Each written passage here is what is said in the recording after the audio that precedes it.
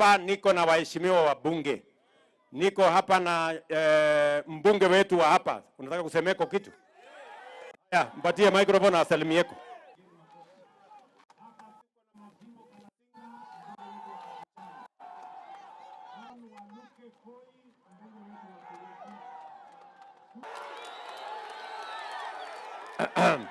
Huyu anaitwa nani? Titimas. Titimas Barasa. Sasa Wakenya wote wanakuja hapa Bungoma. Watu wa Pwani, watu wa Eastern, Northeastern kule, Rift Valley yote tuko naye. Si ni shida ya hawa vijana hawana kazi? Ama ni shida gani tuko naye kubwa?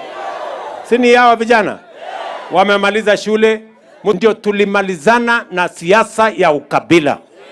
Wakenya walipiga kura 2022 kuunganisha taifa letu la Kenya na tukomeshe mambo ya siasa ya ukabila. Sasa mimi ni mtu hapa. Sasa nimelala jana, leo mimi nalala hapa, kesho mimi nalala hapa, kesho kutwa mngenipanga vizuri mimi nalala hapa. Ayo mpaka Kandui. Bana. Wewe Majimbo, panga hii passport office. Tunaleta immigration office hapa. Mimi nikitoka hapa naenda hapa town. Naenda kufungua ofisi ya immigration. Nyinyi watu wa Bungoma hakuna haja tena ya kwenda Nairobi kutafuta passport. Passport office. Tunaleta immigration office hapa. Wewe mtu ya Bungoma kuanzia leo utakuwa unapata passport yako hapa Bungoma. Mnanielewa? Kwa sababu kuna mambo mengi tumepanga.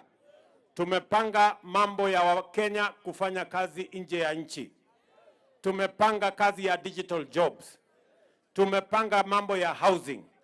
Kupanga ajira ya hawa vijana. Tumeelewana?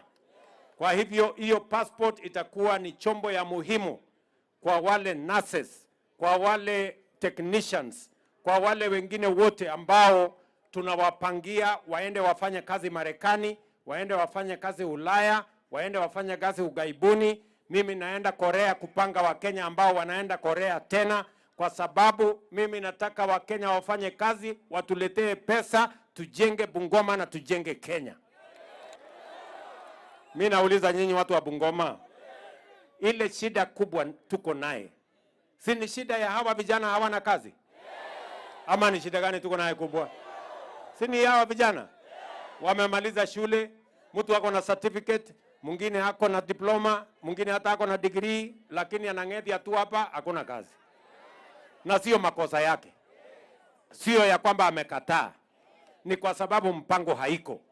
Ndio nimesema hii serikali kwa mara ya kwanza in the history of Kenya tutakuwa na mpango maalum makusudi ya kupanga ajira ya vijana.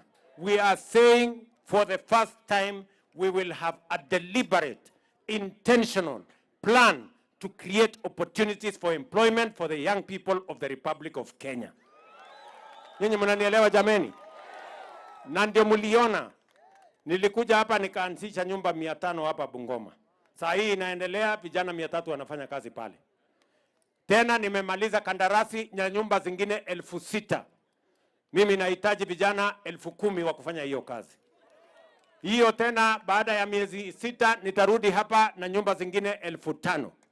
Na nitahitaji vijana wengine wa kufanya kazi. Kama wewe ni plumber, kama wewe ni electrician, kama wewe ni engineer, kama wewe ni architect, kama wewe ni mason, kama wewe ni carpenter, kama wewe ni plumber, kama wewe ni mtu ya mkono, uko kazi yako pale. Si tulikubaliana kazi ni kazi? Ama nyinyi ni wale wa kuchagua kazi? Nyinyi ni watu wa kuchagua jembe? Si tulisema kazi ni kazi? Tulisema hatukusema? Kazi ni?